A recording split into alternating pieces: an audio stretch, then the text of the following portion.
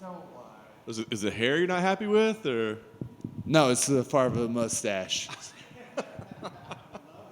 Yeah, totally going Super Troopers. I need a liter of cola right now.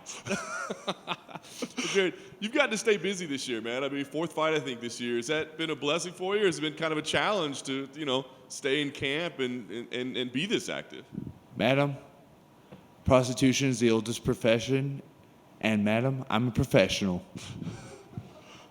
We're just going quotes all day. I know you can't be necessarily satisfied with the results of everything, this year, but I guess how have you dealt with that? Have you been comfortable with your efforts or frustrated? Like, what's it been like for you behind the scenes? Behind the scenes, a lot of crying, sadness, hugging my body pillow. And to the point where I switched camps at a new camp, and then I train with them. I go home, I cry, sadness, I hug my body pillow again, just because they beat me up all the time. It's nice that you're being so open about it, though. It's okay for a big heavyweight UFC fighter to cry, right? That's okay. No, it's shameful. Like, talk about the camp switch. I mean, what inspired you? Was it just like, man, I don't feel like I'm getting the results I need, or what did inspire the camp switch? There was a multitude of different reasons, from personal to just I needed different training partners. And honestly, at the end of the day, between my business of owning a gym and just where I was training, I grew to detest the sport. I hated everything about it. I hated watching certain people train, and they're like, why am I not getting the results? And I kind of said all myself, I'm like, yeah, you know what, I'm not getting the results. So instead of following, their footsteps, I'm like, I need to make a change for myself. And now I'm at a place, I don't know if I'm allowed to talk about the camps where I'm at now, but I'm at King's now, and I love every moment there. And I get beat up regularly. I learn a lot. And sometimes it's not these big things. It's just some minute, small things I'm learning from Rafael. The dude is brilliant. And all the people that he has there are brilliant. And honestly, all the fighters that he's raising are just intelligent people. I have nothing bad to say about Kings and the people there. So it's interesting to hear you say that you'd grown to detest the sport. I mean, were you kind of battling that, like, during your last training camps and your last fights? Like, here you're at the highest level of the sport, but you're not actually loving it or passionate about it? Honestly, I think what really pissed me off was like people, like especially the business side of it, just seeing how fucking stupid people are. Because, I could throw a punch means I'm a fighter. No, it fucking doesn't. Like, seriously, the average fight lasts 7 seconds. The reason why is most people can't handle a fucking punch to the face. But then talk all this shit about, how easy it is to get in the UFC. It's like, no, bitch. Like, you look at a lot of these people's, some of their 10 years are like 10, 15 years before they even make it to the UFC. I mean, my boy, Action Man, Chris, fucking was fighting 15 years or some shit like that before he got his debut in the UFC. And I love Chris. He's been fucking killing it. But the fact that, a lot of people act like, I could just do this, or I don't want to blame Jake Paul, but the fact that Jake Paul has money, he's able to train, a lot of these fucking kids and people are like, my kid's going to be the next Jake Paul. No, he's fucking not. He's not funny. He doesn't do YouTube well enough, and he doesn't have millions of dollars to spend on training, and you expect him to be the next fucking... I got all this shit from, like, working and then seeing people train, like, I partied all night. I fucking did this all night. I'm too tired to train. And it's like, why are you surprised about the fucking results? I was surrounded by all these fucking people that made me just really fucking hate the sport. And I'm just like, why the fuck are you here? And the one piece that actually kept me from losing my fucking mind was the camp. I love fighting. I love punching people in the face. I love being punched in the face. Despite what anyone says, we're all sadomasochists here. We all love the punches. We all love, it's the adrenaline that makes us feel alive. So that was the biggest thing keeping me on. But honestly, the outside world and like the day-to-day things really made me grow to detest the sport, as you can tell. With the change in camp now, has some of that come back? Because you liked the part about being in camp, right? But it was just the business side of it or dealing with it? The business side and just seeing other people. Like, I watch people, like, sometimes it's like a lot of, like it sucks because you watch a lot of the beginner pros.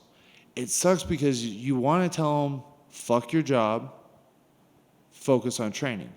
And in reality, that's kind of what you have to do. But some have wives, some have kids, some have both, and you can't just sacrifice your family. You can't sacrifice your livelihood just because you want to chase your dream. You have to sacrifice something. And for some people, it's sleep. Some people is their sanity. Like, people sacrifice things. And then I watch people that will not make a sacrifice and just be confused on why they're not where they should be. I know I've trained with people that belong here, but they refuse to make that sacrifice and baffled why they're not. And I'm just like, you didn't make the sacrifices. When I tell people I've been homeless for this fucking sport, I remember my third fight. I asked the promoter, I'm like, can you set me up with a hotel room just so I could have a place to sleep going into this fight? Because I was sleeping in my car. I was basically, God, I'm going to get a lot of shit for this. I was working at a bar, and because of both of the gyms I trained at, both had showers, so I would go to the bar, shower, and stuff like that, and basically hook up with women and be like, oh, you want to spend the night? Yes, I do. I was prostituting myself out for a bed. That's great.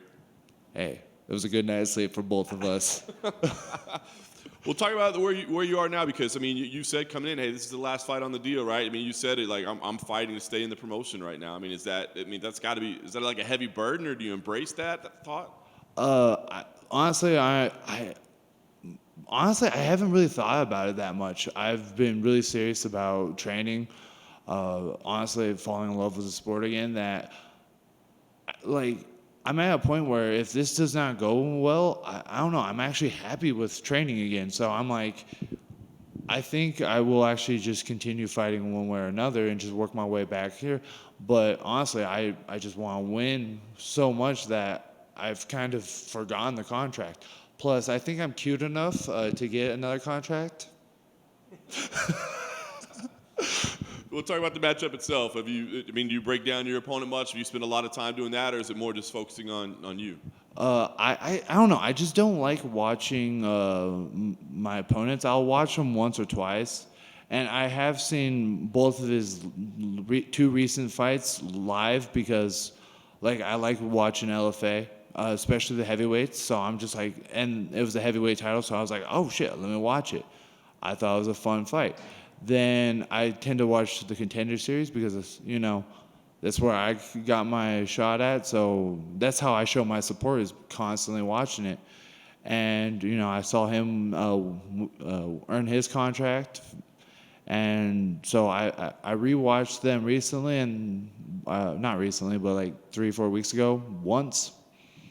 And I don't know. I don't want to dwell in my head like, oh my God, he does this. Oh my God, he does that. Oh my God, he killed that man. Because if I watch some of my fights, I'm very crucial about myself. It's like, dude, you killed him in 40 seconds. That's besides the point. So I'm very flip-floppity on watching. I know some people do. I'm not that person. Last thing for me, I guess, given all that's going on, what's the definition of success and failure here? Like, is it has to be a victory, or like knowing that you're kind of finding love for the sport again, and maybe like can you go out there and come up short, but be like, man, I did everything correctly. I enjoyed the process. Like, I'm back. Can that still be victory for you? So if I do everything correctly and I still lose, then that just means Waldo was a completely better person than me. And you can't hate on you going out there giving 120% and still coming up short. But what I will find failure is if I give 10%, or like maybe not, like let's say 80%, and I come up short and I come up short by a point or something. That to me is failure.